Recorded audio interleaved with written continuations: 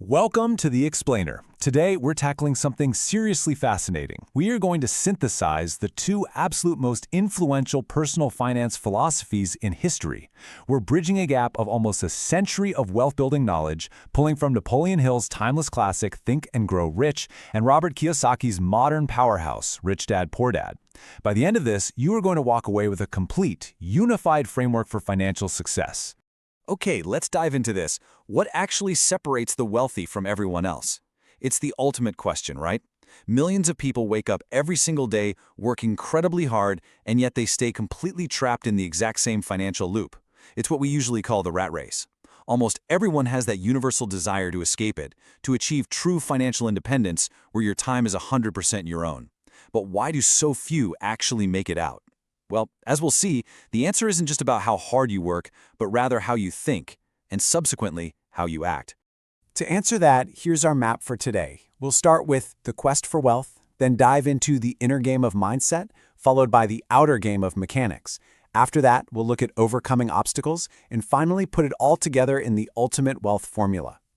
All right, part one, the quest for wealth. Let's introduce our two titans. Napoleon Hill and Robert Kiyosaki are aiming at the exact same target, financial freedom, but man, they come at it from completely different angles. Hill spent decades studying early 20th century magnates to build what is essentially the psychological engine of wealth. It's all about mindset and persistence. Kiyosaki, on the other hand, drew from his two father figures to build the financial vehicle. We're talking assets and cash flow. Think about it. You can have a massive, powerful engine, but without a vehicle, you aren't going anywhere.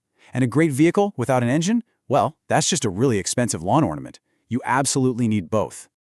Which brings us to part two, the inner game of mindset. Let's pop the hood on that psychological engine. Napoleon Hill's entire philosophy rests on the idea that all achievement begins internally before it can ever manifest physically. And this brilliantly illustrates his core premise. Both poverty and riches are the offspring of thought. Hill found that just wishing for money gets you absolutely nowhere. What you really need is a burning desire and an unshakable faith. If you focus on lack, your brain subconsciously attracts more lack. But if you're consumed by the feeling of already having what you desire, you catapult yourself into the action required to get it. Faith and desire, those are the non-negotiable starting points. Now, Hill originally outlined 13 principles, but we can really distill them into these core hitters: burning desire, unwavering faith, specialized knowledge, organized planning, and relentless persistence. Just having general trivia night knowledge won't make you rich. It has to be specialized. It's like Henry Ford knowing exactly which experts to call to build a V8 engine and then organizing that into a definite plan. And look, because failure is practically guaranteed on your first few tries, relentless persistence is the secret sauce. It pushes you way out of your comfort zone and keeps you moving when everyone else just packs it in. To actually build that level of persistence and faith, Hill leans heavily on a concept called autosuggestion. Yeah, it sounds like psychological jargon, but it's absolutely crucial. It's the process of repeatedly feeding your subconscious mind with positive affirmations. By declaring your definite chief aim out loud every single day, you are literally rewiring your brain. See, your subconscious mind can't actually tell the difference between a real event and a deeply imagined one. By convincing your brain of your inevitable success, you prime yourself to spot opportunities that you would have otherwise walked right past.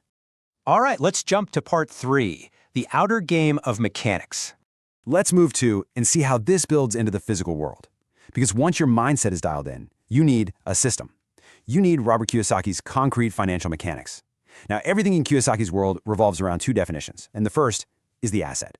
Very simply, an asset is something that puts money in your pocket, regardless of whether you are working or not. Think income-generating real estate, dividend-paying stocks, or a business managed by someone else.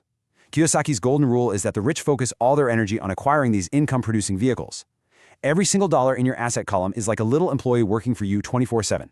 Contrast that with a liability.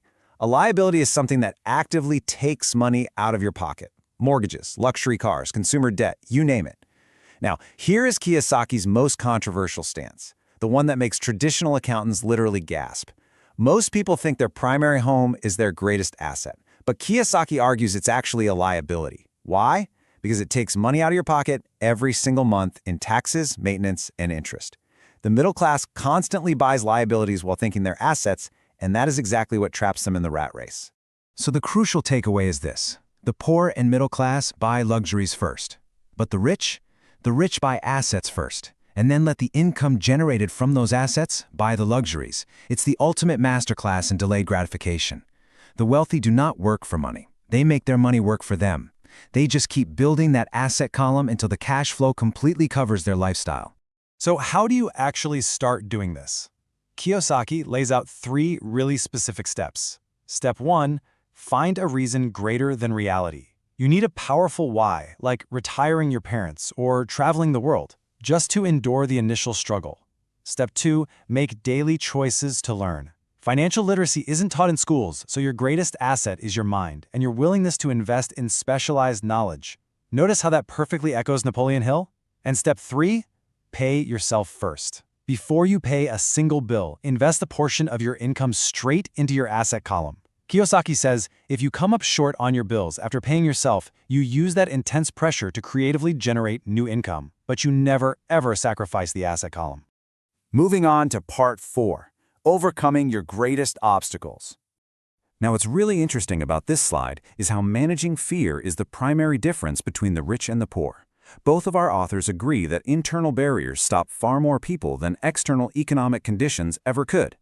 The poor are entirely controlled by fear and greed. The fear of not paying bills keeps them chained to a safe dead-end job, while greed makes them blow any extra income on immediate luxuries.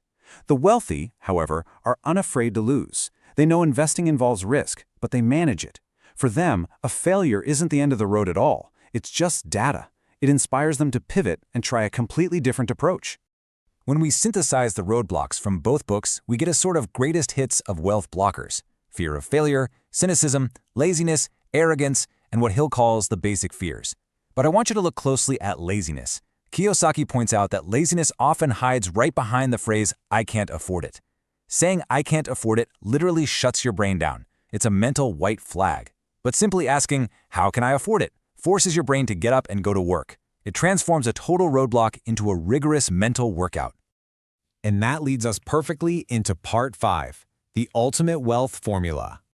This is where it all comes together for the climax of our explainer. What happens when we combine the deep psychological framing of the 1930s with the hard-hitting financial pragmatism of the 1990s? We see that they are absolutely perfect complements. Think and Grow Rich offers incredible motivational power, teaching you to transmute your energy into a burning desire, but it kind of lacks the step-by-step financial mechanics. Rich Dad Poor Dad provides brilliant, practical financial concepts like cash flow and tax advantages, but it can sometimes oversimplify the sheer psychological resilience you're going to need to succeed. Put them together, and they give us this undeniable truth. Thoughts create the foundation, but financial literacy builds the house. You absolutely need the inner game, the auto-suggestion, the faith, the definite purpose, just to even start digging the foundation. But without the outer game, knowing the difference between an asset and a liability, understanding income statements, you are never, ever going to build the house. To escape the rat race, you need both. I want to leave you with one final, incredibly provocative thought derived directly from Kiyosaki's mentor. Wealth isn't actually a dollar amount. Wealth is measured in time. So, look at your own asset column right now, look at your own mindset, and ask yourself, if you stopped working today, how long could you survive? Let that question fuel your burning desire to go out there and start building your asset column. Thanks for joining me on this explainer, and keep learning.